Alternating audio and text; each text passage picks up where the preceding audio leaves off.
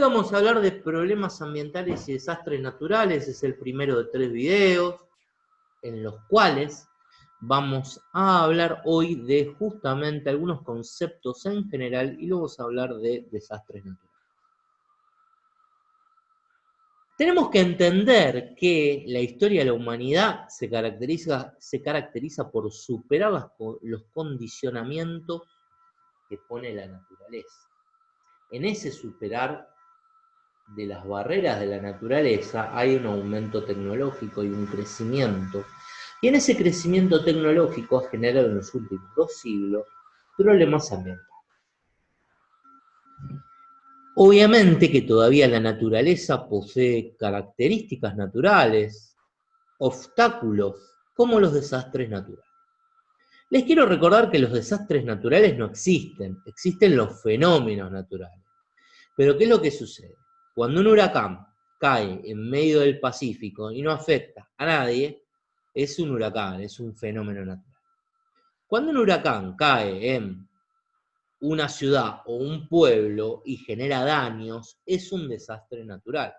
El concepto de desastre natural es un concepto inventado, como todos los conceptos, para poder hablar del daño que ejercen algunos fenómenos naturales. En América tenemos disparidades económicas muy grandes. Tenemos una América anglosajona muy rica, una Sudamérica que tiene alternancias de riqueza y mucha pobreza, y una Centroamérica que tiene más pobreza que riqueza.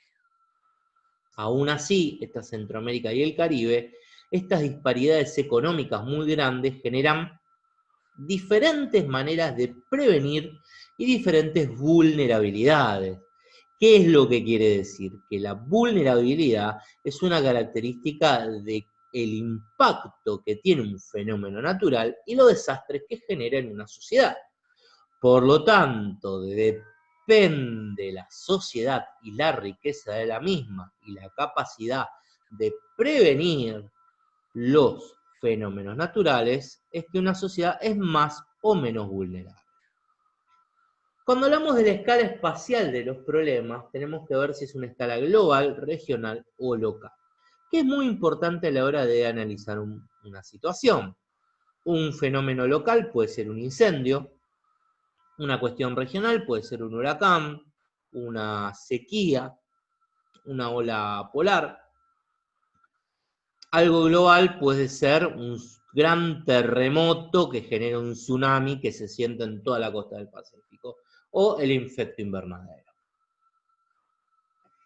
Los desastres geológicos, tenemos vulcanismos y terremotos. Y acá hay un mapita en la parte inferior donde vamos a ver que justamente es el anillo de fuego del Pacífico. Esto quiere decir que las zonas donde sufren más vulcanismos y terremotos tienen que ver con el lado del Pacífico del continente, que afectan a aquellos países como Perú, Chile, México, Centroamérica y obviamente la parte oeste de Estados Unidos. Ahora bien, también tenemos que tener en cuenta que tenemos una placa tectónica en el Caribe que afecta a las islas. Un terremoto hace muchos años que dejó a Haití destruido, justamente, y que no se ha recuperado. Justamente cuando hablamos de mayor vulnerabilidad. Muy bien, las placas tectónicas tienen 2 bordes, un borde convergente y un borde divergente, y un borde transformante. Vamos a empezar con el borde transformante. Es el borde o falla transformante y un desplazamiento lateral entre las placas, no hay destrucción ni creación de litósfera, y su presencia es notable por las grandes discontinuidades del terreno. Vieron que algunos terrenos en unas películas son más elevados que otros. Generalmente la falla transformante genera sismos y en cierta manera el movimiento de la misma, cuando se genera la fractura, genera discontinuidades en el terreno.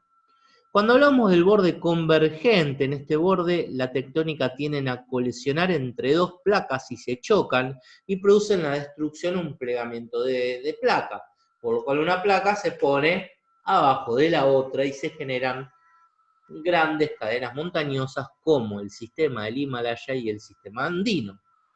Y el borde divergente tiene que ver con las placas oceánicas y son direcciones opuestas que se separan entre sí, que generan litósfera. Y es ahí donde se generan la corteza y muchos de los terremotos que se generan en el océano, que generan los tsunamis. Ahora bien, tanto cuando hablamos de terremotos y de volcanes, tenemos diferentes problemas. Vamos a empezar con la escala de Richter. La escala de Richter es que según el nivel del terremoto, es el efecto que va a tener. Tenemos desde muy débil, que lo advierten muy pocas personas, hasta catastrófico, que el daño es casi total porque se desplaza grandes masas de roca. Ahora bien, tengo que tener en cuenta que esto es muy aleatorio según la vulnerabilidad de cada pueblo, porque el terremoto que destruyó Haití era poco fuerte. Tengan mucho en cuenta la vulnerabilidad. La escala de Richter es como decir, bueno, en términos absolutos y muy generales, la potencia que tiene el terremoto. Pero en términos relativos de cada sociedad, si acá hubiera un terremoto, por más débil que sea, generaría daños por las estructuras de las casas, porque no están preparados los cimientos para soportar terremotos, por la antigüedad de muchos lugares, etcétera, etcétera, etcétera, etcétera. Cuando hablamos de un peligro de un volcán, el volcán es peligroso justamente por los factores directos e indirectos que genera, por los gases los gases piroplásticos a grandes temperaturas, las coladas de lava, las lluvias piroplásticas, las explosiones, las nubes ardientes que te queman por dentro y por fuera, formación de domos volcánicos, esa nubecita terrible, y formación de calderas volcánicas, la lava que sale por los costados y va prendiendo fuego todas las cosas, depende la con textura las rocas por las cuales están compuestas las lavas, hacen que las lavas sean más líquidas o más pegajosas y por lo tanto el avance sea más rápido o más lento. Aún así, cuando hablamos de los factores indirectos, tenemos en cuenta que los lahares, los tsunamis, los movimientos de ladera, las coladas de detritos, que son justamente como los lahares, pero mucho más rápido, son todas las consecuencias indirectas de un volcán. Entiendan que los volcanes están accesibles y las personas muchas veces se ubican a los costados de los volcanes por falta de espacios, por cuestiones culturales, porque la ciudad quedó ahí, creció ahí y no se tocó. Hay muchos volcanes que están inactivos y vuelven a estar activos por algún terremoto. Así que es toda una situación.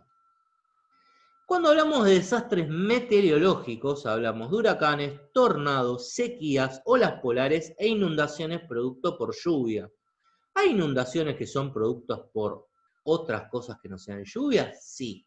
Se rompe una represa, un lahar, un volcán o un terremoto que genera un desplazamiento y genera inundaciones. Un tsunami que genera inundaciones, pero en este caso hablamos de un desastre meteorológico cuando hablamos de inundaciones productos por grandes lluvias. ¿Cuál es la diferencia entre un ciclón, huracán y un tifón? Bueno, si sos de San Lorenzo, la diferencia entre el ciclón y el huracán es bastante. Pero si no, tenemos que tener en cuenta que un ciclón es una tormenta en un centro de baja presión que genera lluvias muy fuertes y espirales de viento. Se genera generalmente en aguas tropicales o subtropicales que rotan en sentido de la aguja del reloj en el hemisferio sur y en dirección opuesta en el hemisferio norte. Tiene que ver cuando se cruzan grandes masas de aire que vienen de diferentes direcciones que generan tormentas y generan esa espiral. Ahora, cuando el mismo fenómeno se genera en tierra, se llama huracán. Se llama tornado. Cuando ese mismo fenómeno se genera en tierra, se llama tornado. Cuando se genera en el Atlántico Norte, en el Caribe o en el Golfo de México, se llama huracán. Y cuando se genera en el Pacífico Oeste o en el Océano Índico, se le dice tifón. Así que el tornado y el ciclón se generan de la misma manera, pero hay una diferencia. Una es una tormenta tropical, la otra se da en tierra. Los ciclones, hay épocas de ciclones, por lo tanto se puede prevenir las épocas de ciclones y se pueden rastrear satelitalmente. Aparte, los ciclones o las tormentas, como marca el mapita, tienen ciertas direcciones que van tomando y si se genera en un lugar se sabe en qué dirección va a ir porque siguen la rotación de los vientos. Por lo tanto, los ciclones se pueden detectar, tanto los ciclones como los huracanes, los tornados no. Los tornados generalmente se generan en Estados Unidos, en el sur de Estados Unidos, y obviamente norte de Argentina y norte de Argentina. Obviamente que para que se generen necesitas diferentes vientos que se crucen. Acá en Argentina no se da en muy muchas ocasiones, pero se forman algunos. Se pueden formar algunos en el Río de la Plata por la sudestada. Y también en Estados Unidos, porque en Estados Unidos convergen los vientos que vienen del Ártico, del Pacífico y del Atlántico. Y por lo tanto, cuando convergen estos tres tipos de vientos, se forman los tornados. Así que recuerden, tornados son difíciles de detectar, ciclones son tormentas, si hay mapas, si están recontra estudiados, son recontra prevenibles, pero los daños que generan son diferentes. Sequías e inundaciones. Bueno, en América Latina uno de los más grandes factores y desastres naturales que hay es la inundación. Y la sequía es muy poca. Si no, se dan los huracanes, deslizamientos, volcanes, incendios, otros terremotos, pero las inundaciones son un grave factor. ¿Por qué? Bueno, tenemos dos fenómenos en América Latina que son el Niño y la Niña. Técnicamente es que cuando la circulación desde agua genera que haya agua fría en el Atlántico, en el Pacífico del lado de América, está el agua fría y el agua caliente está en el Pacífico del lado de Asia, se genera el efecto del Niño. Cuando el agua caliente está del lado de la corriente, la temperatura del agua y el agua caliente está del lado del Pacífico que corresponde a América, es la Niña. ¿Qué es lo que genera? La Niña genera sequías en Centroamérica, la Niña genera lluvias muy fuertes en Centroamérica y parte del norte de Sudamérica y sequías muy fuertes en todo lo que es Ecuador, Perú, Bolivia, Paraguay, sur de Brasil, Uruguay, Argentina y Chile. Mientras que el Niño genera el efecto contrario, muchas lluvias de este lado y sequías en el resto del continente latinoamericano. Por lo tanto, muchas veces las inundaciones tienen que ver con algunos de estos dos fenómenos, que acumulan agua, y como tenemos el río Paraná, el río Uruguay, el río Amazonas y el río Orinoco, que son los principales ríos que reciben agua de lluvia del Pacífico, por lo tanto, y del deshielo, por lo tanto podemos ver que estos cambios, que son cambios globales, porque es una característica global que tiene el planeta,